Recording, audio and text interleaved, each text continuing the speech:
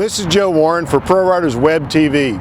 With Pro Riders Advanced Motorcycle Training, we're making training normally taught to motor cops available to you, giving you the skills you need to ride like the pros who ride for a living. I'm going to discuss an observation technique that I teach to motor cops for predicting trouble on the road.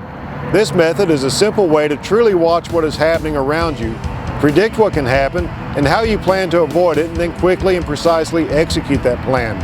The process is scan, identify, predict, decide, and then execute. Predicting trouble starts with scanning or searching.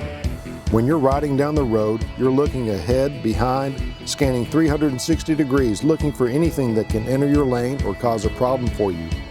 You want to identify cars that may be pulling out of parking lots or side streets, cars that may be changing lanes, or drivers who seem to not be paying any attention to their surroundings, whether they're texting or otherwise distracted. You also need to identify other hazards, whether they are animals, objects or defects in the road, or anything else that can ruin your day. You need to be keenly aware of what is around you, both in lanes on either side of you and what may be behind you, either immediately behind in your blind spots or further back.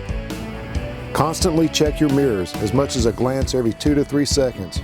You need to do this to be aware of any traffic moving faster than you that may end up in a lane beside you, or watch for really fast moving vehicles that may not see you at all.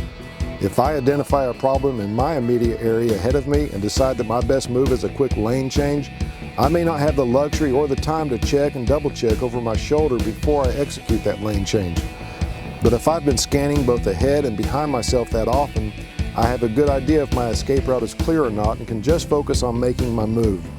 As you watch for and identify various threats around you, predict what their future actions may be based on what you've seen from them so far. Go even further and predict what they could possibly do, not just what they'll likely do. Assume you're invisible, and with that knowledge, prepare to react if they do turn in front of you or enter your lane.